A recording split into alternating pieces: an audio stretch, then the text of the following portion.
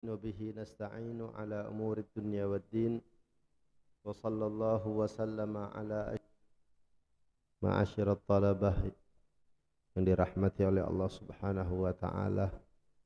Yang pertama-tama selalu kita panjatkan puji dan syukur kita kehadirat Allah Subhanahu wa taala atas segala limpahan nikmatnya yang telah dikaruniakan kepada kita semua, dari nikmat yang terbesar yaitu nikmat Islam dan iman.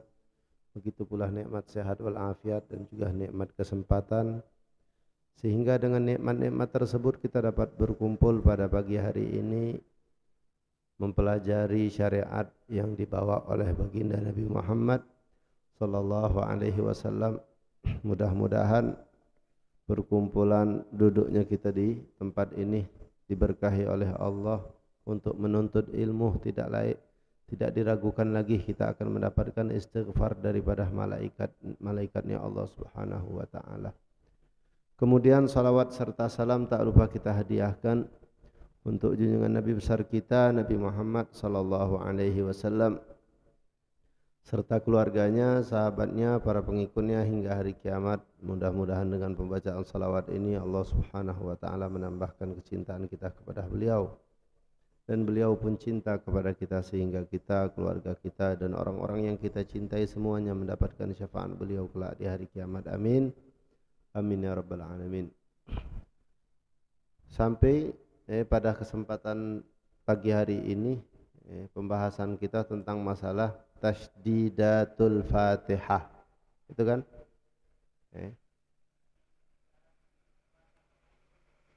Syurutul Fatihah belum? Sebelumnya berarti bismillahirrahmanirrahim. Faslun syurutul Fatihah. Fasal menjelaskan tentang syarat-syarat Fatihah. Syurutul Fatihah asyaratun. Di sini disebutkan syarat Fatihah itu ada 10. Fatihah ada 10 syaratnya.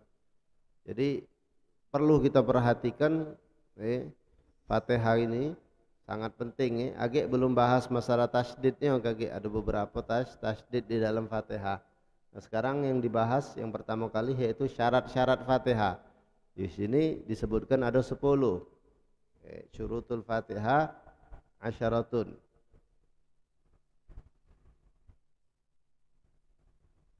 Fatihah ini adalah rukun yang keempat. Rukun.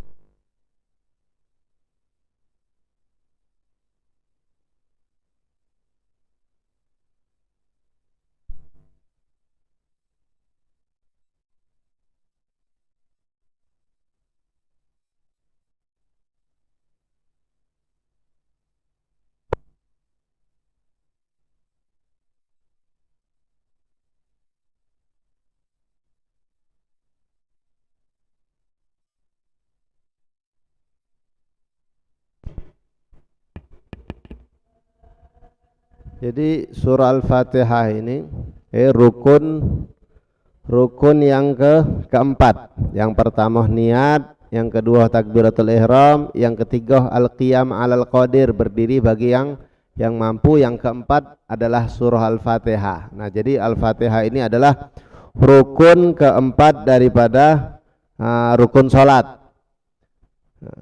Nah, di dalam rukun yang keempat ini yaitu membaca Fatihah, dia mempunyai syarat. Syaratnya ada 10. Syarat ini namanya syarat, jika tidak dilaksanakan satu baik dari 10 syarat ini, maka Fatihahnya tidak sah. Jika Fatihah tidak sah, maka salatnya otomatis tidak sah juga kagaknya.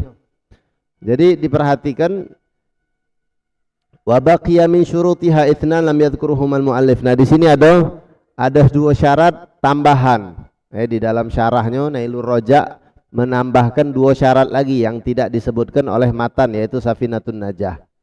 Apa itu? Yang pertama kali kaunuha bil arabiyah. Yang pertama ini tambahan dulu, kagak kita balik lagi ke Safinah. Ada tambahan 2 yang tidak disebutkan di dalam kitab Safinah. Yang pertama yaitu adalah kaunuha bil arabiyah. Syarat baca Fatihah itu harus pakai bahasa Arab. Tidak sah pakai terjemahan bahasa Arab. Itu syarat jadi termasuk. Kaunuha bil arabiyah, syaratnya harus baca dengan bahasa Arab. Fala yutarjamu anha 'indal ajaz, tidak diterjemahkan walaupun dia tidak mampu untuk baca Fatihah. Jadi ketika seseorang tidak mampu untuk membaca Fatihah, maka Fatihah tersebut tidak diterjemahkan dengan bahasa lain, tidak. Tapi diganti dengan zikir, doa ataupun Al-Qur'an, ayat Al-Qur'an yang lainnya. Jadi perhatikan, beda dengan takbiratul ihram.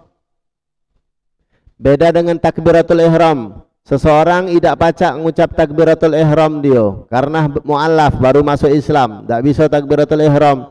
Maka diterjemahkan pakai Allah Maha Besar salatnya. Jadi kalau seandainya ada seseorang tidak ada mampu untuk mengucapkan Allahu Akbar karena dia mu'allaf misalnya, bisanya pakai bahasa selain bahasa Arab, bahasa Indonesia, maka diterjemahkan takbiratul ihramnya. Allah Maha Besar. Berbeda dengan Al-Fatihah. Al-Fatihah jika seseorang tidak mampu untuk membaca Al-Fatihah, maka diganti dengan ayat lain. Kalau seandainya dia ada ayat lain yang dia hafal, ya cuman kebiasaan wong nih kalau Fatihah ada hafal, ya ayat lain pasti tidak hafal biasanya. Fatihah hafal, Fatihah tidak hafal, Al-Baqarah hafal dia misalnya.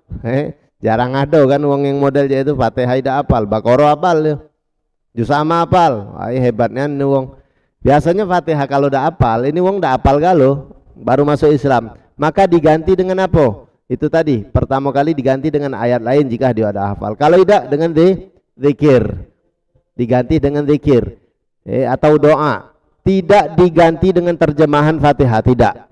Berbeda dengan takbiratul ihram, beda. Ingatkan, jadi Al-Fatihah jika tidak mampu untuk membaca Fatihah, maka tidak diganti dengan terjemahannya. Berbeda dengan takbiratul ihram. Takbiratul ihram jika tidak mampu maka diganti dengan terjemahannya. Ayat Al-Qur'an itu tidak boleh. Tidak boleh, soalnya ngapa? Ayat Al-Qur'an ini mukjizat, mukjizat Nabi Muhammad sallallahu alaihi wasallam yang mana di dalam ayat-ayat Al-Qur'an ini ada mukjizat Nabi Muhammad. Mukjizat itu artinya melemahkan. Soalnya pada saat zaman Nabi Muhammad itu kan orang lagi bangga-bangga dengan bahasa mereka. Banyak yang sastrawan pada zaman itu, para penyair-penyair, sehingga ketika datang Al-Qur'an, hilang galau langsung, tenggelam galau penyair-penyair ini, kalah bahasanya dengan Al-Qur'an. Nah, ketika diterjemahkan mau tidak mau akan kurang, mukjizatnya berkurang. Soalnya bahasa Arab itu tidak seperti dengan bahasa-bahasa lain, beda dia. Di situ ada balaghahnya, di situ ada mantiknya, di situ ada ma'ani, ada bayan, nahu sorofnya.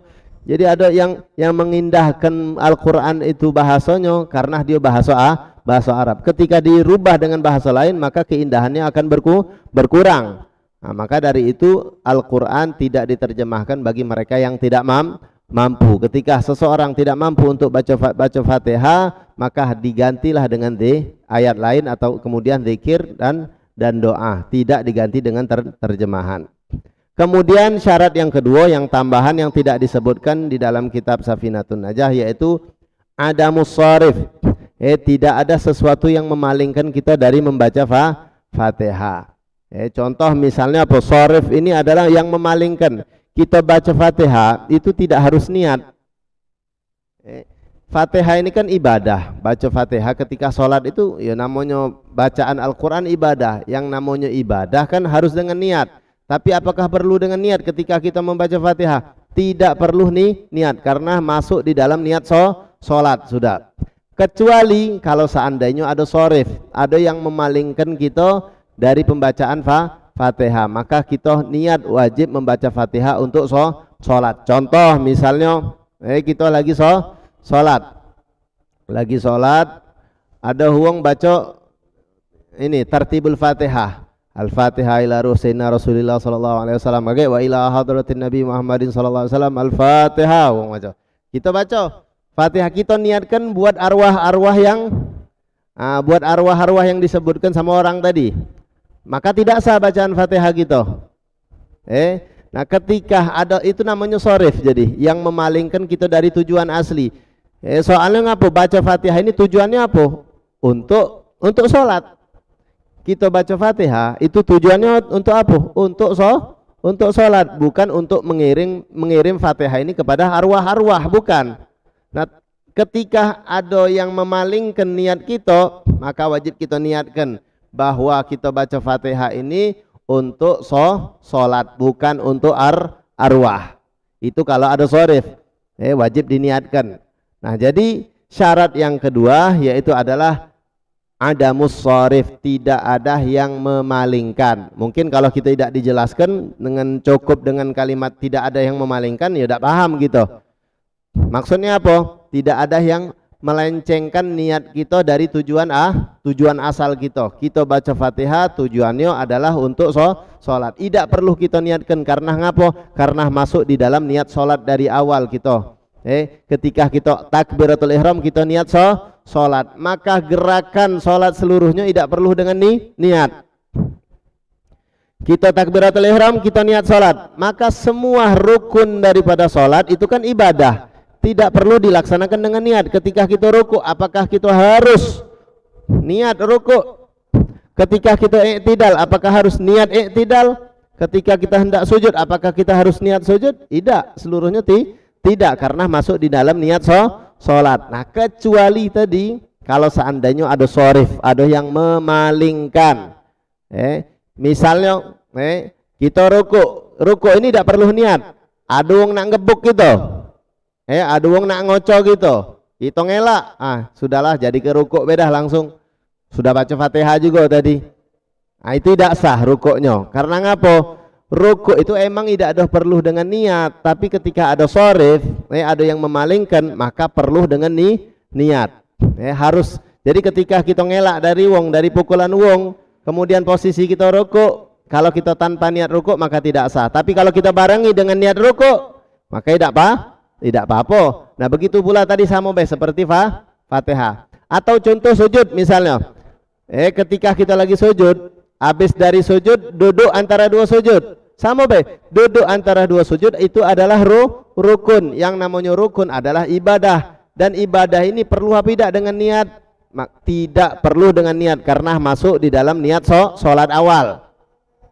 Nah, tapi ketika ada sharif, contoh kita misalnya sholat di Masjid Agung ini di bagian luar, sholat Jumat, lagi panas tak misalnya, sujud lama dikit benenyit ini dahi nih, sakit. Jadi kita angkat dahi kita kepanasan. Padahal seharusnya belum, tapi udah tumak nina gitu. Terangkat ngabuk kepanasan, terkejut. Terduduklah sampai kita angkat duduk karena ngapa? Ngangkat kepala ini karena kepanasan. Udahlah jadilah kita jadikan duduk antara dua sujud kita jadikan duduk antara dua sujud, maka tidak sah. Harus dibarengi dengan niat. Jadi ketika ada sharif maka harus niat. Jadi ketika kita angkat, kita niat juga bahwa kita duduk ini untuk duduk antara dua sujud, bukan hanya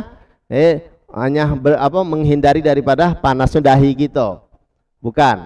Jadi kalau ada sharif, apapun itu, ibadah apapun yang tidak perlu dengan niat karena masuk di niat yang awal, maka ketika ada sharif, ketika ada sesuatu yang memalingkan dari tujuan asal, maka harus kita diniatkan. Contoh misalnya orang yang umroh ataupun haji, tawaf itu kapan niatnya? Ketika di Hajar Aswad. Tawaf kan 7 kali muter. Nah, apakah setelah dia niat melewati Hajar Aswad setiap langkahnya harus niat tawaf terus? Tidak kan? Nah, tapi kalau seandainya ada sharif yang memalingkan dari tujuan asal, dia berjalankan tujuannya untuk tawaf. Nah, tapi misalnya dia ini berombongan, tahu-tahu karena rame akhirnya terpisah dari rombongannya duluan jalan. Nah, akhirnya dia jalannya ngapu? Ada tujuan lain untuk menyusul rombongan. Nah, maka ketika itu langkah-langkah dia itu tidak sah, harus mundur lagi dia dari tempat kapan sharif itu datang, mundur lagi. Kecuali kalau seandainya dia dibarenginya dengan niat tawaf, maka sah.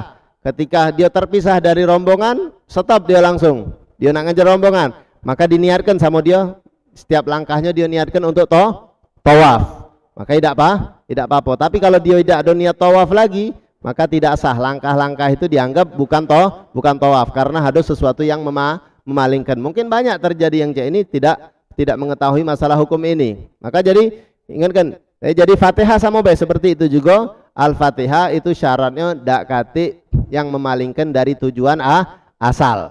Karena baca Fatihah tujuan asalnya adalah untuk sholat, maka tidak perlu dengan niat, kecuali kalau seandainya ada sorif tadi, ada wong teriak wa ila hadratin Nabi Muhammadin sallallahu alaihi wasallam al-Fatihah. Nah, kita baca Fatihah, kita niatkan buat arwah-arwah tadi, maka tidak sah Fatihah kita.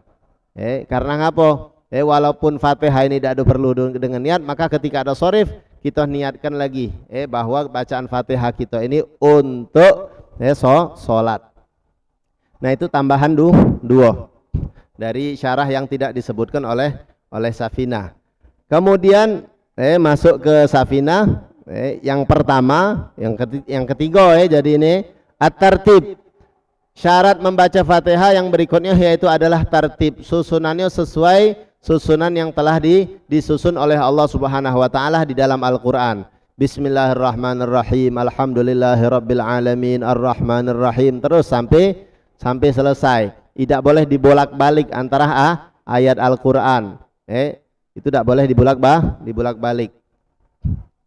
Tartibnya seperti itu. Jadi basmalah itu termasuk daripada ayat Al-Qur'an. Sudah kemarin sudah kita jelaskan bahwa basmalah itu termasuk daripada ayat Al-Qur'an, bukan seperti surah-surah yang lain. Kalau surah Al-Ikhlas, surah An-Nas, surah Al-Falaq, dan semua surah-surah di dalam Al-Qur'an yang dimulai dengan Bismillahirrahmanirrahim, itu basmalah bukan termasuk daripada ayat Al-Qur'an menurut mazhab Syafi'i. Adapun Al-Fatihah dimulai dengan basmalah, Bismillahirrahmanirrahim, itu termasuk daripada ayat Al-Qur'an. Coba kita perhatikan, kita buka Al-Qur'an.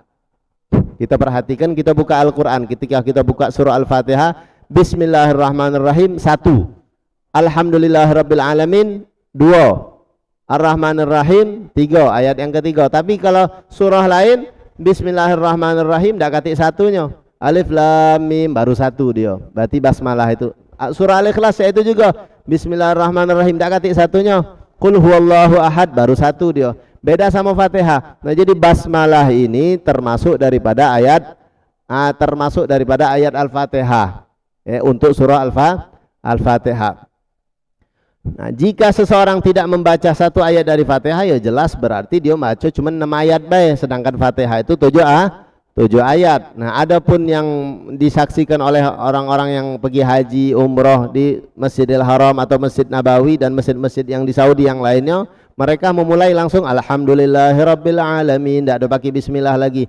Mereka itu berpendapat bahwa basmalah itu dibaca dengan seperti baca at-ta'awudz, a'udzubillahi minasyaitonirrajim, yaitu dengan pelan cukup didengar oleh telinga sendiri. Kita salat baca a'udzubillah pelan apa kenceng? Pas imam pelan kan? A'udzubillahi minasyaitonirrajim. Pas bismillah kita kencengi, bismillahirrahmanirrahim. A'udzubillahi kita pelan. Nah, mazhab lain mengatakan bismillah di dalam Fatihah itu dipelani. A'udzubillahi minasyaitonirrajim. Bismillahirrahmanirrahim. Alhamdulillah baru kencang pas alhamdulillahirabbil alamin. Jadi mereka itu bukan tidak baca, cuman mereka bacanya dengan pelan, cukup didengar oleh telinga mereka sendiri, tapi tidak didengar oleh makmum. Kalau tidak baca nih sama sekali, ya jelas tidak sah. Mazhab kita Syafi'i mengatakan tidak sah kalau tidak baca nih. Makanya jangan balik dari haji, balik dari umrah mentang-mentang dengar langsung belajar tidak. Langsung nak nuruti wong Saudi imamnya, tidak ada baca basmalah lagi, langsung alhamdulillah. Mereka baca, dia tidak baca nih sama sekali, mereka baca pelan. Tapi yang praktek-praktek tanpa belajar ini langsung alhamdulillahirabbil alamin tanpa memulai dengan basmalah. Nah, itulah jadi belajar itu penting, bukan cuma dengar-dengar baik kita praktekkan, ujung-ujungnya amburadul, salah galau. Nah, kemudian jadi at-tartib, membaca dengan susunan sesuai yang disusun oleh Allah di dalam Al-Qur'an. Kemudian yang berikutnya wal mualah, terus menerus baca Fatihah ini tidak boleh stop. Kalau stopnya sebentar tidak apa-apa. Kalau stopnya lama, nah itu tidak boleh. Bismillahirrahmanirrahim. Alhamdulillahirabbil alamin. Stop itu tidak apa-apa. Bahkan sih setiap ayat kita stop itu hukumnya sunnah, kecuali bismillah sama alhamdulillah itu ada fadilah, ada keutamaan khusus bagi mereka yang menyambungnya. Bismillahirrahmanirrahim. Alhamdulillahirabbil alamin. Ar-Rahmanir-Rahim. Habisnya putus-putus. Bismillah sama alhamdulillah itu bagusnya disambung. Kalau diputuskan tidak apa-apa. Tapi kalau basmalah disambung dengan alhamdulillah itu ada keutamaan yang luar biasa, yang disebutkan di dalam hadis-hadis. Nah, jadi nyambung terus, tidak boleh stop. Kalau stopnya cuma untuk ngembek napas tidak apa-apa, ya jelas. Tapi kalau stopnya lama, maka terputuslah bacaan Fatihahnya. Salatnya batal enggak? Tidak batal salatnya. Fatihahnya batal. Maksudnya apa? Harus diulang lagi dari awal. Jadi kalau sana iyyaka na'budu wa iyyaka nasta'in, stop dah. Lamonan stop. Maka Fatihahnya batal. Salatnya tidak batal. Berarti apa? Ulang lagi dari bismillahirrahmanirrahim. Itu syarat yang berikutnya, yaitu wal muwalah, terus menerus. Nah, kecuali apakah boleh dipisah? Dipisah dengan zikir, boleh tidak antara ayat-ayat Fatihah ini? Tidak boleh. Misalnya kita lagi baca Fatihah, Bismillahirrahmanirrahim, Alhamdulillahirabbil alamin, Arrahmanirrahim, Subhanallah, kita ngucap Subhanallah. Di pertengahan ayat Fatihah kita zikir, habisnya kita lanjut lagi baca Fatihah, diputus dengan zikir, boleh apa tidak? Itu tidak boleh. Ar-Rahmanir-Rahim, Maliki Yaumiddin, Subhanallah, Iyyaka na'budu wa iyyaka nasta'in. Boleh tak? Tidak boleh. Jadi dipisah dengan zikir ayat ayat Fatihah itu tidak boleh. Kecuali, nah ini perlu dicatat pengecualiannya. Pengecualiannya apa boleh dipisah dengan zikir ajnabi, dengan zikir Fatihah. Kita lagi baca Fatihah, tahu-tahu kita ngucap kalimat yang diperbolehkan yang tidak memutuskan bacaan Fatihah. Lanjut lagi boleh. Contohnya apa? Kata amin. Aminnya kita ngaminkan imam. Baca Fatihah, makmum itu seharusnya kapan sunnahnya baca Fatihah? Setelah imam baca Fatihah baru dia mulai baca Fatihah. Tapi kalau dia mendahulukan boleh tak? Boleh. Kalau dia nak mendahulukan, nak maco juga. Imam belum baca Fatihah, dia duluan baca Fatihah, Bismillahirrahmanirrahim, Alhamdulillahirabbil alamin. Imam belum. Atau membarengi imam misalnya, tidak apa-apa, tapi sunnahnya selesaikan dulu bacaan Fatihah imam baru kita mulai Fatihah. Misal contoh kita membarengi, imam lagi maco setengah Fatihah, baru setengah kita maco Fatihah, Bismillahirrahmanirrahim, imam sudah iyyaka na'budu wa iyyaka nasta'in misalnya pas kita di iyyaka na'budu wa iyyaka nasta'in, imam waladhdallin misalnya, waladhdallin, kita lagi maca iyyaka na'budu wa iyyaka nasta'in, amin ihdinas siratal mustaqim. Boleh tak kita ngucap amin? Kita putuskan Fatihah kita dari antara ayat ke ayat dengan ngucap amin untuk menjawab imam. Boleh tak? Boleh. Boleh. Tapi kalau zikir lain tidak boleh. Tadi kan jadi yang kita pahami pertama kali yang kita ucapkan memutuskan Fatihah dengan diam lama itu tidak boleh. Dengan diam sebentar untuk menarik napas itu tidak apa-apa. Bahkan dianjurkan diputuskan setiap ayat-ayatnya dengan narik napas.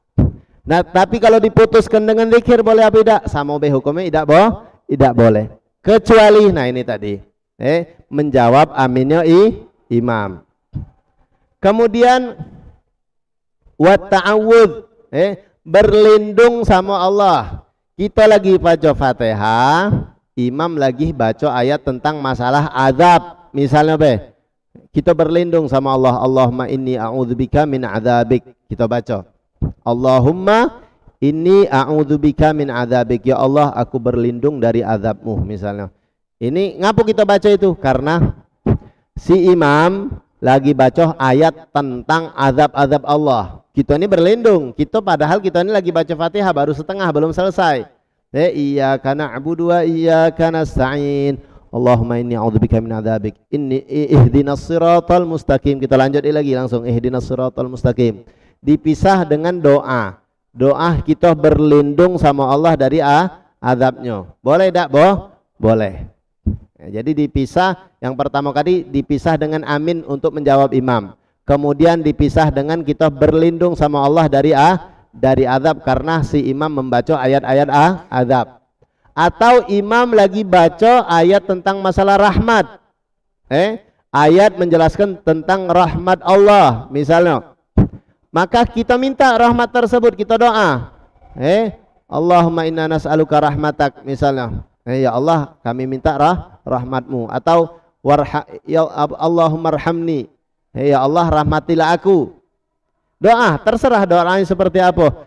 Fatihah kita dipisah dengan doa permohonan minta rahmat, itu juga tidak membatalkan Fatihah. Lanjut lagi ayat setelahnya. Tidak apa-apa. Ada 3 tadi sudah. Kemudian yang berikut, jadi yang pertama amin, kemudian berlindung sama Allah, yang ketiga minta rahmat ketika imam baca ayat rahmat. Kemudian yang keempat yaitu adalah was-sujud li tilawati imamihim. Sujud tilawah. Tahu kan sujud tilawah? Tahu tak sujud tilawah nih? Imam lagi baca ayat tilawah. Kita ini lagi baca Fatihah. Baru setengah. Iyyaka na'budu wa iyyaka nasta'in. Imam Allahu Akbar sujud tilawah. Kita melok sujud tilawah. Nu Fatihah baru setengah, enggak apa-apa sujud baik kita melok imam. Pas imam bangkit lagi Allahu Akbar, tegak lagi dia baca surah, kita lanjut bacaan Fatihah kita. Enggak usah mulai lagi dari awal. Jadi Fatihah dipisah dengan sujud tilawah karena imam sujud tilawah itu juga tidak memutuskan bacaan Fatihah kita. Pas kita tegak lagi lanjut bacaan Fatihah kita lagi. Jangan baca pas sujud, jangan. Bukan baca pas sujud. Oh katanya tidak apa-apa. Pas sujud bacanya tidak. Sujud melok sujud dia. Baca sujud tidak apa-apa. Bacaan sujud yang disunahkan di dalam sujud tilawah. Nah, ketika tegak lagi, bangkit lagi, langsung lanjut dia ihdinas siratal mustaqim siratal ladzina an'amta 'alaihim ghairil maghdubi 'alaihim waladdallin amin. Tidak apa-apa dipisah dengan sujud gara-gara imam sujud tilawah. Kemudian apalagi satu lagi waraddi 'alaih, membenarkan imam jika salah. Imam baca surah, misalnya baca surah apa, lupa dia, stop, tak baca ngelanjut, lupa ayatnya dia, kita tunjuk tahu, kita tegur lanjutannya. Biasanya misalnya yang hafizul Quran baca, kadang-kadang ada lupa ayatnya, salah dia baca. Tapi kalau dia salah kemudian dia masih berusaha untuk mengingat, tidak usah kita tegur, diam ke dulu sampai dia stop. Nah berarti tidak tahu dia lanjutannya, luponian sudah. Nah, kita tegur. Kita lagi baca Fatihah baru kita tegur. Boleh tak? Boleh. Memutuskan Fatihah tak? Tidak. Lanjut baca Fatihahnya setelah kita menegur. Atau imam berbuat salah misalnya yang diucapkan dengan subhanallah, kan cara mengingatkan kan menegur imam. Subhanallah. Lanjut kita baca Fatihah. Nah, adapun yang lain maka itu tidak boleh. Tidak boleh dia memutuskan, seperti misalnya ada orang bersin, kita bersin, fa'asim, bersin, alhamdulillah. Kita lagi baca Fatihah diputusi dengan bersin tidak apa-apa, jelas. Soalnya bersin itu bukan buatan kita, bukan sengaja. Batuk misalnya itu tidak apa-apa, jelas. Lagi baca Fatihah pertengahan batuk gitu, lanjut atau bersin, lanjut Tapi kalau kita bersin kita mengucap subhanallah, maka harus ulang lagi dari basmalah. Soalnya bukan masuk di pengecualian, bukan dia zikir subhanallah. Jawab boleh tak? Yarhamukallah. Jawaban wong bersin kan yarhamukumullah. Boleh tak dijawab? Doakan wong. Kalau doanya pakai khitab, semoga Allah merahmatimu kan yarhamukumullah, itu batal salatnya. Tapi kalau tidak ada pakai khitab, pakai dhamir ghaib, ya belajar sorob dulu baru paham masalah dhamir nahu, nahu sorobnya. Pakai dhamir yarhamuhullah, semoga Allah merahmatinya artinya. Bukan mu, bukan. Kalau mu itu kan khitab dia. Mengajak orang berbicara. Nah, kalau ada khitab itu batal salatnya. Jadi kalau seandainya ada wong bersin, dia ngucap alhamdulillah, alhamdulillah bukan subhanallah tadi, salah. Dia bersin ngucap alhamdulillah. Kalau bukan di Fatihah, tidak apa-apa jelas. Zikir di dalam sholat itu tidak membatalkan sholat. Kalau di Fatihah, pertengahan Fatihah dia mengucap alhamdulillah, maka Fatihahnya harus diulang lagi. Nah, bagi yang mendengar apakah menjawab dia mengucap alhamdulillah? Kan harusnya didoakan. Ada hadisnya kan, ketika orang mengucap alhamdulillah kita doakan yarhamukumullah. Semoga Allah merahmatimu. Tapi kalau lagi sholat jangan. Kalau nak doa juga jangan pakai yarhamukumullah, jangan. Atau yarhamukallah, jangan. Tapi pakailah lafaz yarhamuhullah, semoga Allah merahmatinya. Pakai jangan bahasa Indonesia, jangan, batal kalau bahasa Indonesia. Kalau tidak tahu tidak usah, diem be sudah. Jawab adzan boleh tidak? Lagi sholat, adzan mana? Lagi sholat kalau adzan tidak usah dibatalkan sholatnya, terus be sholat sampai salam kita susuli jawabnya. Ketika kita sholat selesai, assalamualaikum warahmatullahi wabarakatuh, assalamualaikum warahmatullahi wabarakatuh.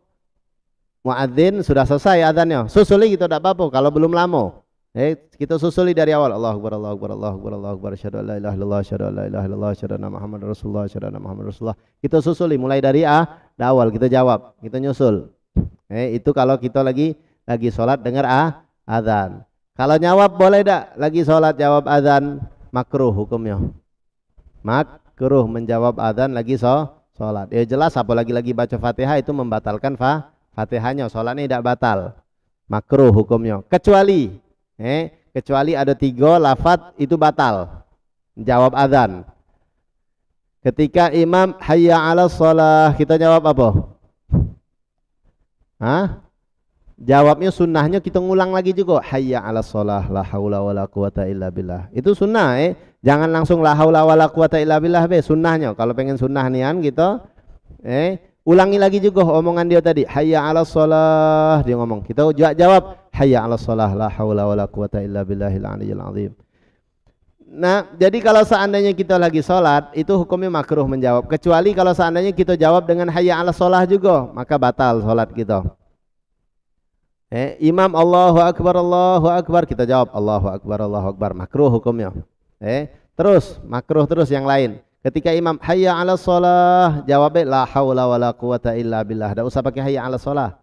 Langsung la haula wala quwata illa billah. Makruh tapi hukumnya. Tapi kalau kita ucap juga hayya 'alas shalahnya, batal salat kita. Batal karena hayya 'alas shalah itu mengajak orang, ada khitabnya. Marilah kita ayo kalian laksanakan salat, ada khitabnya di situ, maka itu membatalkan salat. Kemudian yang membatalkan salat juga jawab adzan, yaitu ngucap as-salatu khairun minan naum, itu membatalkan juga. As-salatu khairun minan naum. Jadi kan ketika adzan subuh, as-salatu khairun minan naum, jawabnya apa? As-salatu khairum minan naum, shadaqta wa bararta wa ana ala dzalika minasyahidin. Kita ulangi lagi as-salatu khairum minan naumnya. Jawabnya kayak itu. Tapi kalau lagi sholat kita ngucap as-salatu khairum minan naum, batal sholat kita. Jadi apa? Enggak usah dijawab. Shadaqta batal juga shadaqta. Shadaqta kau benar, artinya shadaqta itu, wa bararta wa ana ala dzalika minasyahidin, dan aku bersaksi atas apa yang kau ucapkan. Nah, itu membatalkan salat. Jadi ada 3 yang membatalkan salat jawaban adzan, yaitu jawab hayya 'alas shalah, kemudian as-salatu khairum minan naum, dan shadaqta itu membatalkan. Shadaqta wa bararta itu membatalkan salat. Yang lain kita ucapkan menjawab adzan hukumnya makruh. Jadi cak mano? Kalau baca tidak usah dilakukan, selesaikan sampai salam, assalamualaikum warahmatullahi wabarakatuh, assalamualaikum warahmatullahi wabarakatuh, baru kita susuli bacaan jawab adzannya. Jawab adzan ini hukumnya sunnah bukan wajib. Jawab adzan ini hukumnya sunnah bukan wajib. Nah, jadi melanting ke situ pembahasan gitu ya, padahal lagi baca Fatihah tidak apa-apa, ala kulli hal faedah ya. Kemudian yang berikutnya setelah mualah tadi, wa mura'atu hurufiha, memperhatikan huruf-huruf Fatihah, itu termasuk daripada syarat Fatihah. Jadi bukan baca baik Fatihah, tapi huruf-hurufnya kita perhatikan, ucaplah dengan sesuai makharijul hurufnya masing-masing. Soalnya huruf hijaiyah itu kan mempunyai sifat-sifat dia, cara penyebutannya. Nah, itu diperhatikan, jangan huruf A dibaca dengan A. Huruf mim dibaca dengan huruf nun. An'amta. Nah, perhatikan itu, an-am-ta. Alif dulu baru ain. An pakai nun, am pakai mim. Nah, itu intinya huruf-huruf Al-Fatihah itu diperhatikan. Itu syarat. Berarti kalau seandainya tidak kita perhatikan, salah-salah Fatihah gitu, maka sholat kita otomatis tidak sah ya, jelas. Kalau Fatihah gitu, maco masing-masing Fatihah hurufnya tidak sesuai dengan makharijul hurufnya. Yang A dibaca A, yang A dibaca A, yang mim dibaca nun, misalnya mustaqim harusnya mustaqim dibaca sama dia pakai nun, maka tidak sah, berarti dia telah merubah huruf. Jadi perhatikan huruf-huruf Fatihah yang tidak mungkin ya kita belajar saat ini, makanya dibelajar di tempat khusus. Kita duduk sama orang yang bisa baca Fatihah dengan betul, duduk kita minta simai bacaan kita, jangan malu, tidak boleh malu-malu. Yang namanya belajar untuk menyelamatkan kita. Jadi minta dengarkan, misalnya ada orang siapa yang bacaan Fatihahnya bagus, minta tolongnya dengarkan bacaan Fatihahnya. Kalau salah tegur, baca Fatihah kita di depan dia, demi untuk membenarkan sholat kita. Kemudian wa mura'atu tasdidatiha, perhatikan tasdid daripada Fatihah. Kaki kita baca tentang masalah tasdid Fatihah. Kalau sempat sekarang ya, kalau tidak kaget. Tasdid Fatihah itu diperhatikan, ada beberapa tasdid di dalam Fatihah. Di sini disebutkan tasdid Fatihah itu ada 14. Jumlah tasdid di dalam Fatihah itu ada 14 yang dijelaskan setelah bab ini. Itu diperhatikan tasdidnya. Tidak boleh yang tasdid tidak dibaca, tasdidnya ditakhfif. Itu tidak boleh. Iyyaka na'budu. Perhatikan di huruf iya itu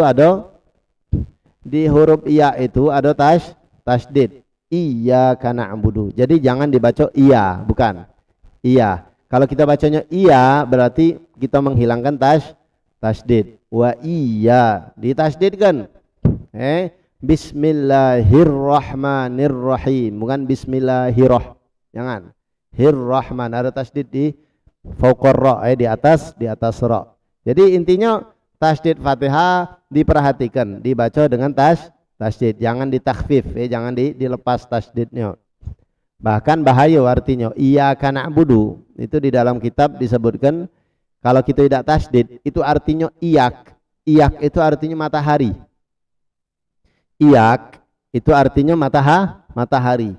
Ketika seseorang tidak membaca tasdid berarti dia iya, kalau kita pakai tasdid kan hanya kepadamulah kami menyembah. Berarti kalau iya tidak dibaca tasdid artinya matahari, berarti dia menyembah matahari. Wa iyyaka nasta'in pakai tasdid, dan kepadamulah kami minta pertolongan. Berarti kalau tidak pakai tasdid jadi iyak artinya syams. Al-iyak itu artinya asy-syams, matahari. Berarti dia minta perlindungan sama matahari. Jelas ini membuat kalau dia paham dengan makna tahu sengaja, jelas keluar dari agama Islam. Nah, jadi bahaya.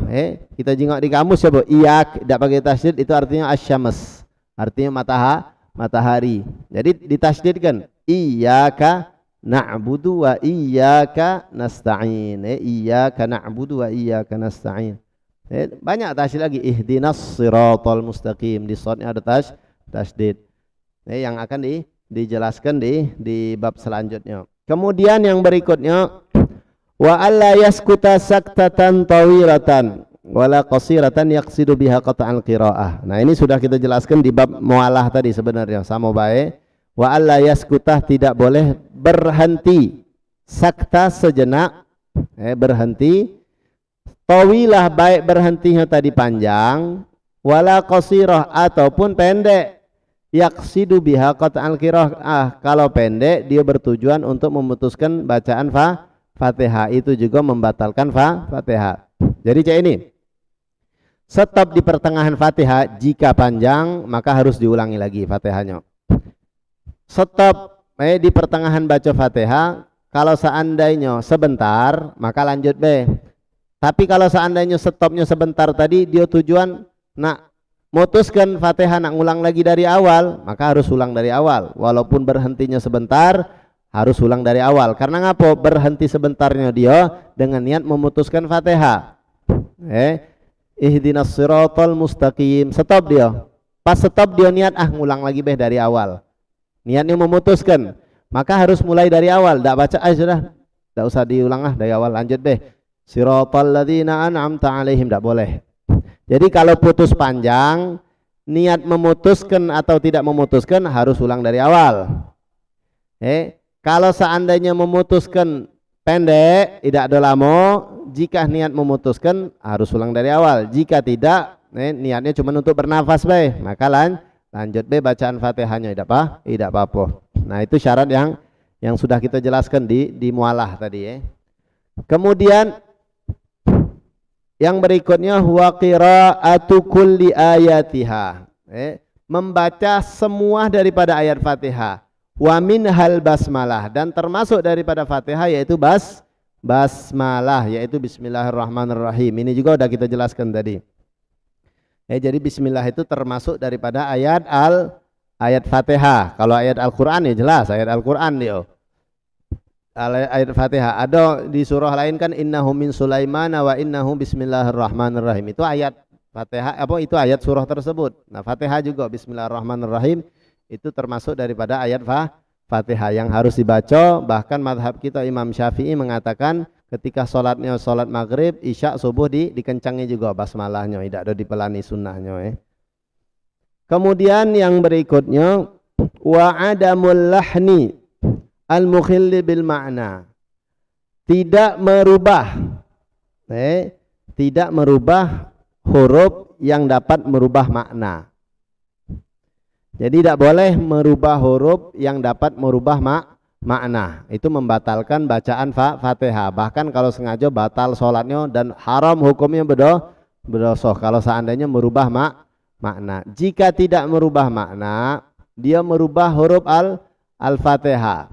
Harokat bacaan Fatihah dirubah sama dia, tapi tidak merubah makna, maka tidak batal Fatihahnya, sah tetap, tapi hukumnya berdosa jika dia sengaja. Bahkan kita yang jadi makmum imam yang seperti itu hukumnya makruh, tidak mendapatkan pahala berjamaah jika perubahannya tidak merubah makna. Tapi kalau merubah makna maka batal Fatihahnya dan batal sholatnya in alima wa ta'ammadah. Jika tahu itu membatalkan dan sengaja dia melakukannya maka batal sholatnya. Apa sih contohnya yang merubah tapi tidak merubah makna?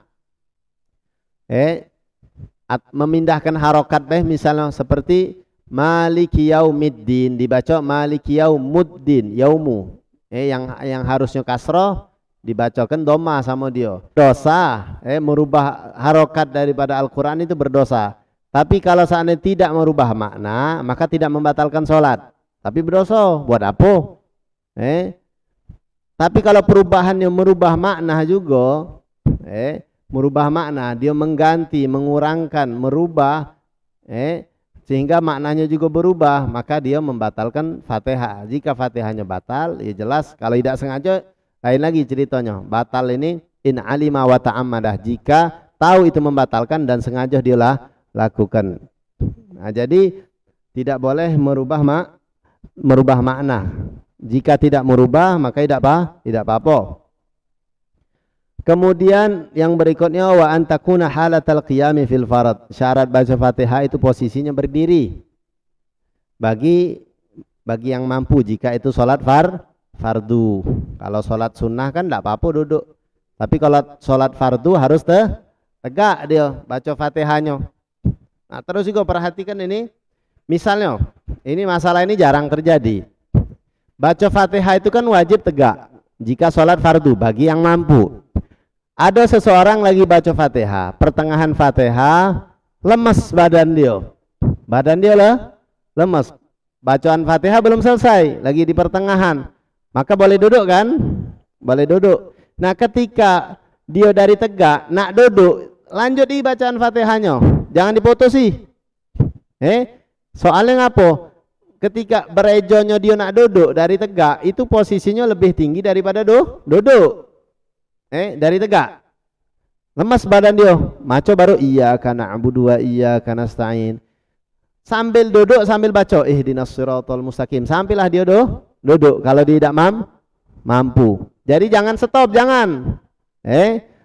Soalnya ngapa dianggap oleh ulama berpindahnya kita dari berdiri ke duduk. Nah, antara berdiri sama duduk itu posisinya lebih dari duduk tingginya. Maka kita jangan putuskan, terus baca Fatihah.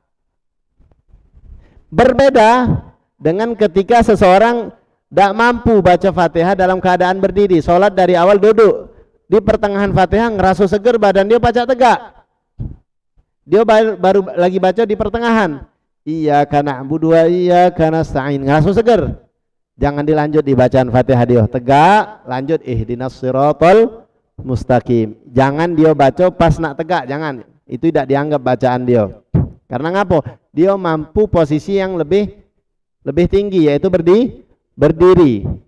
Jadi ketika duduk dia baca Fatihah, bismillahirrahmanirrahim, alhamdulillahirabbil alamin, arrahmanirrahim. Ngaso segar badan dia tegak.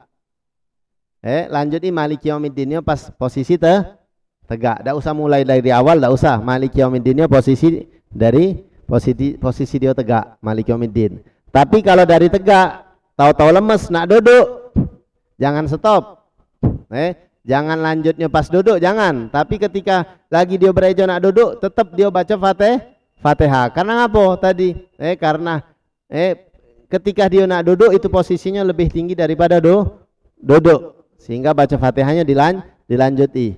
Maliki yaumiddin iyyaka na'budu wa iyyaka nasta'in. Sambil dia baca, sambil dia berejo nak duduk. Pas duduk lanjut lagi terus baca Fatihahnya. Nah, itu penting. Nah, kemudian itu tadi wa antakuna halatal qiyam fil farad. Syarat baca Fatihah itu harus berdiri jika sholat fardu, itu juga bagi yang mampu. Jika tidak mampu di pertengahan sholat, ya seperti yang kita sebutkan tadi. Di pertengahan sholat tidak mampu, duduk sambil baca Fatihah. Lagi duduk tidak mampu dari awal, kemudian ngerasa mampu, stop baca Fatihahnya, lanjutkan pas tegak. Beda jadi masalahnya jangan lupa, ingatkan. Kemudian yang berikutnya wa yusmi'a nafsahul qiraah. Syarat berikutnya bacaan Fatihah dia itu harus didengar oleh telinga dia dewek. Kalau tidak didengar tidak sah. Baca Fatihah dalam hati atau baca Fatihah pelan kan, kuping dia dewek tidak kedengaran, maka tidak sah. Kalau suaranya ribut misalnya, ributnya, jadi kita kuping kita dewek. Kadang-kadang kalau lagi ribut tidak kedengaran bacaan Fatihah gitu kalau pelan-pelan, maka tidak apa-apa. Sekiranya ribut tadi tidak kati bakal kedengaran kan, maka cukup. Tidak ada harus teriak kuat-kuat sampai kedengaran kalau lagi ribut. Angkat baik, sekiranya tidak katik penghalang untuk mendengar, bakal kedengaran gitu. Maka semua itulah ukuran ngangkat suara Fatihah gitu. Jadi kalau sana lagi sunyi, tidak katik apa-apa, tidak katik yang ribut, kita baca Fatihah pelan-pelan, telinga kita rewek, tidak kedengaran, tidak sah itu. Atau baca dalam hati, mulut tidak goyang-goyang, kejingoan, mingkem dari awal. Ruku tahu-tahunya tidak maco kalau itu. Kalau baca Fatihah itu kejingaan, mulutnya goyang dia. Syaratnya jadi harus kedengaran semua hurufnya. Jadi semua huruf Al-Fatihah itu kedengaran oleh telinganya. Itu wa ayyusmi'a nafsahul qiraah. Kalau seandainya dia jadi makmum, kalau seandainya dia imam maghrib, isya, subuh, ya dikencangkan lagi, sekiranya makmum juga mendengar. Tapi kalau sholat zuhur, sholat asar, sholat zuhur sama asar, kemudian atau jadi makmum dia untuk sholat zuhur, asar, maghrib, isya, subuh jadi makmum itu kan pelan baca Fatihahnya. Nah, tapi jangan pelan sampai tidak kedengaran kuping dia dewek. Cukup di telinga dia dewek harus mendengar. Jika telinganya tidak mendengar, maka tidak sah. Kayak kecuali tadi lagi ribut atau emang kupingnya bermasalah, misalnya tidak baca mendengar, ya lain lagi ceritanya. Angkat baik sekiranya telinga orang yang normal tanpa ada suaranya berisik kedengeran. Nah, disitulah ukuran mengangkat bacaan Fatihah untuk diri dia dewek tadi. Kemudian yang berikutnya wa alla yatakhallalaha dzikrun ajnabi. Ya, sama ini mirip sama syarat yang ini. Tidak boleh disela-selai dengan zikir ajnabi. Tadi udah kita bahas duluan di bab masalah mualah tadi kan. Tidak boleh disela-selai dengan zikir ajnabi. Nah, kalau seandainya disela-selai dengan zikir yang lain, yang pengecualian tadi yang udah kita sebutkan, ngaminkan imam, sujud tilawah atau membenarkan imam, ada beberapa tadi kan. Nah, itu tidak memutuskan bacaan Fatihah. Tapi kalau zikir-zikir yang lain itu memutuskan bacaan Fatihah. Termasuk tidak memutuskan tadi su'alur rahmah, meminta rahmat ketika imam membaca ayat rahmat. Kita lagi baca Fatihah pertengahan, minta doa dulu, Allahumma inna nas'aluka rahmatak. Allahumma arhamni. Kita doa, maka tidak apa-apa lanjut lagi bacaan Fatihah gitu, tidak ada harus mengulang dari awal. Nah, itu baik syarat daripada syarat Fatihah. Lanjutannya tasdidatul Fatihah mungkin di pertemuan berikutnya dilanjut Jadi intinya bacaan Fatihah ini syarat-syaratnya kita perhatikan. Jadi sholat itu sebenarnya tidak ada sesimpel yang kita tahu sekarang ini, tidak. Banyak syarat, banyak rukun. Ini baru Fatihah 1 jam. Belum kaget sujudnya, belum yang lain-lainnya. Belum masalah wuduknya. Jadi perlu diperhatikan sebagaimana kita memperhatikan untuk maisha kehidupan kita di dunia ini, nyari duit, kita pelajari caranya jak mana. Kita korbankan waktu kita untuk nyari nafkah, untuk nyari duit, untuk nyari maisha. Ya sama itu bagus juga, ibadah juga untuk mencari nafkah itu. Tapi jangan lupa sholat juga penting untuk perkara akhirat kita, untuk keselamatan kita juga sama Kita mati-matian untuk menyelamatkan kehidupan di dunia kita. Harus kita lebih mati-matian lagi untuk menyelamatkan kehidupan kita kelak di hari kiamat. Dewek-dewek kalau di kiamat, kalau dunia ini tidak nyari duit, ada kadang-kadang rezeki Allah lewat uang lain ngenjuk. Cuman kalau di akhirat dewek-dewek agak berejo. Kita ngarap syafaat Nabi tapi kita bantu juga biar Nabi itu ngenjuk syafaat kita. Jangan minta cuman tapi kita bantu. Kita bantu ketika ada seseorang nanya sama Nabi, apa kata Nabi? Bantu aku.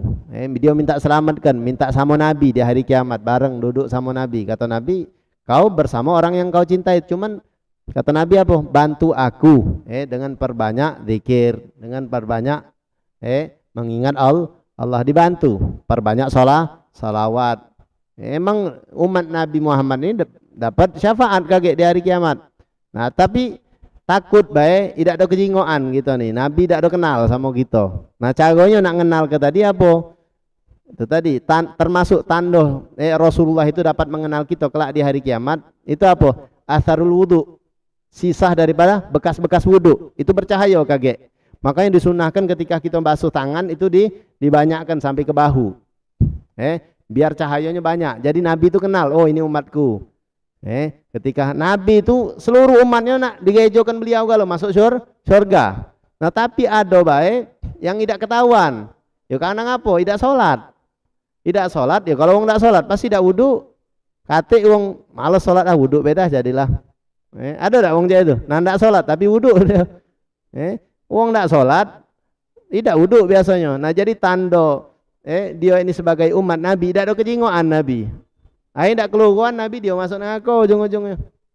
Jadi kita bantu Nabi Muhammad ini, kita bantu agar beliau mengenal kita demi keselamatan kita itulah. Nah, jadi salah satunya kita mempelajari syariat-syariat fikih-fikih ini termasuk cara agar ibadah kita sah. Ya kalau sah insya Allah diterima oleh Allah, dapat membantu Nabi Muhammad untuk mengenal kita sehingga kita mendapatkan syafaat beliau kelak di hari kiamat. Amin. Amin ya rabbal alamin. Hadza minni wal afu minkum. Assalamualaikum warahmatullahi taala wabarakatuh.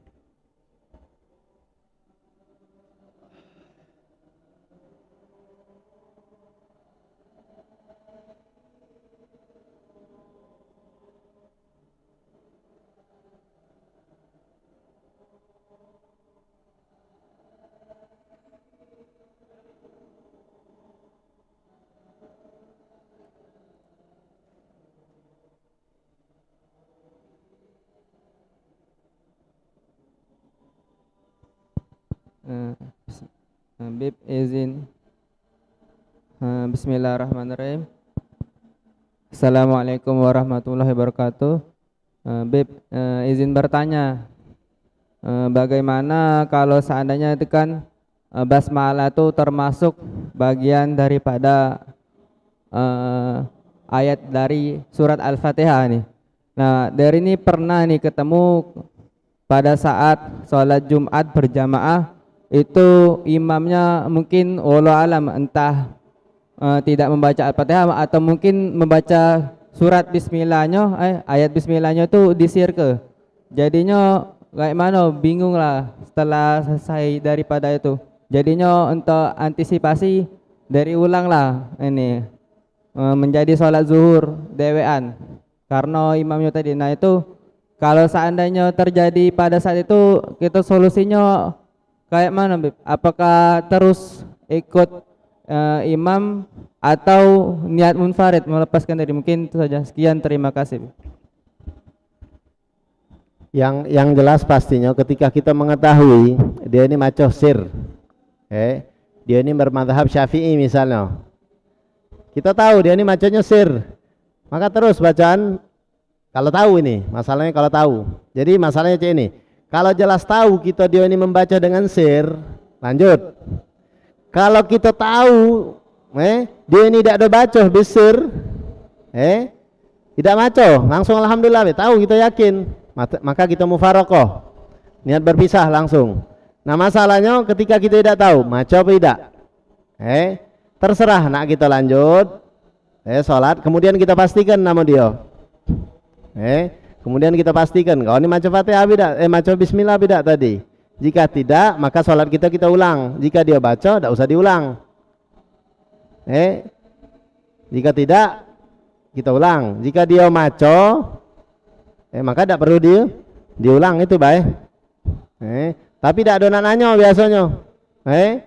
Biasanya tidak ada nanya biasanya. Balik duluan dia. Kalau pengen ihtiyat, kita tidak tahu. Kita pengen ihtiyat, sholat kita takut baik, lebih afdolnya kita ulangi. Takut baik kalau seandainya dia ini tidak ada baca. Pengen berhati-hati, kita ulangi sholat kita. Itu aja, itu baik jadi jawabannya. Mungkin ada lagi yang nak bertanya? Kalau kata ditutup, kalau ada fadhal.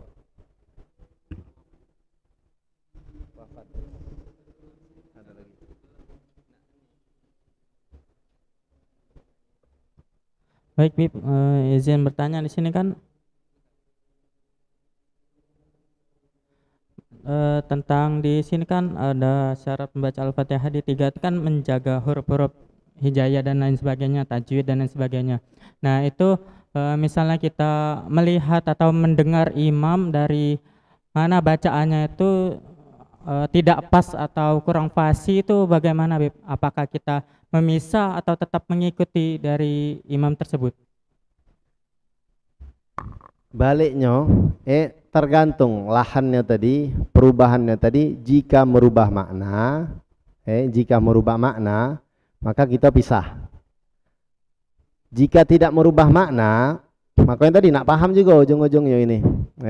Jika tidak merubah makna, kalau yang paham, tidak merubah makna, cuman merubah harokat baik misalnya, dan tidak merubah makna. Tapi harokatnya juga ada yang merubah makna. Walaupun dia merubah harokat baik, tapi maknanya berubah. Seperti an'amta, dibaca an'amtu sama dia. An'amta, engkau memberi nikmat. An'amtu, aku memberi nikmat artinya jadi. Jadi perlu dipelajari juga itu. Nah, jadi jika tidak merubah makna, maka terserah kita pengen mufarokoh atau lanjut. Sama be. Kalau kita lanjut, kita tidak dapat fadilah berjamaah juga. berimaman sama orang yang lahan itu bahasanya lahan itu merubah Fatihah, tapi la yughayyirul makna, tidak merubah makna. Sah salat kita tapi tidak mendapatkan fadilah berjamaah. Jadi pahalanya salat dewean.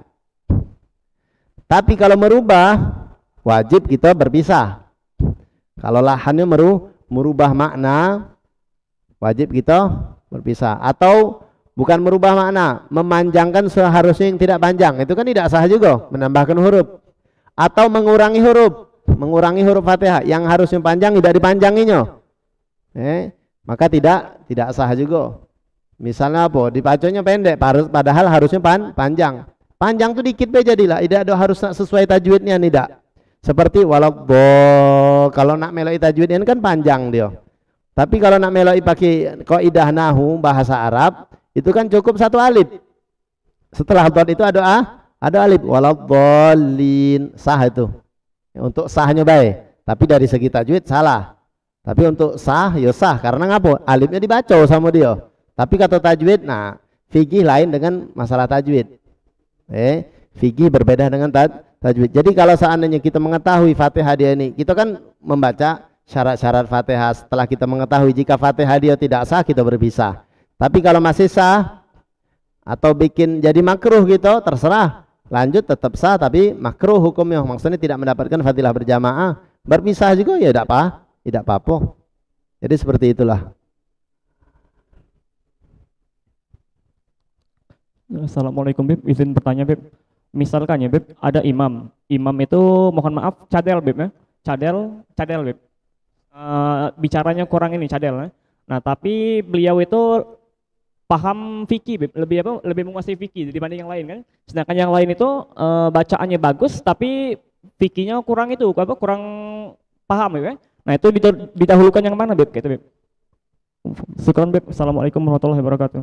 Kalau cadelnya tadi tidak memenuhi syarat Fatihah, kalau dia emang dia ahli fikih, seharusnya mundur dia. Kalau cadelnya dia nggak tahu, cadelnya dia ini tidak memenuhi syarat Fatihah. Salah bacaan Fatihah dia tidak sah. Kalau dia emang ahli fikih mundur, paham dia tahu, makmum tidak sah. Kalau dia emang ahli fikih, dulu kan siapa yang bacaannya bagus, walaupun dia bukan ahli fikih, tapi ya sholatnya sah. Bukan maksudnya cara-cara sholat yang sesuai dengan syariat, tahu dia masalah niat, masalah yang lain, tahu kalau dia, tapi menguasai tidak. Maka dia yang kita depankan daripada mereka yang fikih tapi cadelnya tadi misalnya merubah Fatihah tidak sesuai dengan syarat Fatihah, mundur dia, ganti yang lain, kecuali makmumnya cadel. Kalau misalnya yang cadel hurufnya sama misalnya, itu ada pembahasan kakek di fikih. Imam tidak baca ucap huruf ro, si makmum tidak baca juga, berjamaah dia tidak apa-apa. Tapi kalau imam tidak baca ucap ro, si makmum tidak baca ngucap ain misalnya, atau nun atau huruf lain beda, maka tidak boleh berjamaah mereka berdua nih. Tapi kalau samo cadelnya di mana, tidak apa-apa dia berjamaah. Tapi kalau makmum ini kan banyak kadang-kadang jumlahnya, maka carilah yang kalau yang bagus, yang jelas ya pastinya mereka yang paham dengan tata cara sholat, fikih, kemudian juga yang bacaannya bagus, itulah yang kita depankan. Tapi itu tadi cadelnya kalau tidak merubah, tidak sesuai bacaan Fatihahnya betul baik misalnya, tidak apa-apa teruskan. Tapi kalau seandainya bacaan Fatihahnya bermasalah, syaratnya hilang, jadi jangan jadi imam dia, sholat uang tidak sah. Atau misalnya syaratnya sempurna tapi makruh bacaannya tadi, misalnya ada lahan yang tidak merubah makna, tetap sah sholat dia. Tapi kan sayang baik, orang-orang mengikut sama dia berharap fadilah berjamaah jadi tidak dapat. Nah, itu baik. Wallahu a'lam. Al-Fatihah ila Rasulullah sallallahu alaihi wasallam wa alihi wa ashabihi wa azwajihi wa dzurriyyatihi wa ahli baitihi thumma ila ruh. Khususan al-marhum ila al-marhumah ila rahmatil hayyil qayyum. Rugayyah binti Anang Bagus, Allah yaghfirlaha wa yarhamha wa yaskinaha al-jannata bi rahmatihi wa walidina wa waliha khassa wa umatina wa umatil muslimina 'ammah. Ala hadhihi wa ala kunnatin salihah wa ila hadratin Nabi Muhammadin sallallahu alaihi wasallam. Fatihah. أعوذ بالله من الشيطان الرجيم بسم الله الرحمن الرحيم الحمد لله رب العالمين الرحمن الرحيم مالك يوم الدين إياك نعبد وإياك نستعين اهدنا الصراط المستقيم صراط الذين أنعمت عليهم غير المغضوب عليهم ولا الضالين آمين بسم الله الرحمن الرحيم الحمد لله رب العالمين اللهم صل وسلم على سيدنا محمد وعلى آل سيدنا محمد اللهم اجعل جمعنا هذا جمعا مرحوما وتفرقنا من بعده تفرقا معصوما ولا تجعل فينا ولا منا ولا معنا شقيا أو محروما ربنا اغفر لنا ولإخواننا الذين سبقونا بالإيمان ولا تجعل في قلوبنا غلا للذين آمنوا ربنا إنك رؤوف رحيم ربنا آتنا في الدنيا حسنة وفي الآخرة حسنة وقنا عذاب النار وصلى الله على سيدنا محمد وعلى آله وصحبه وسلم الحمد لله رب العالمين تقبل الله منا ومنكم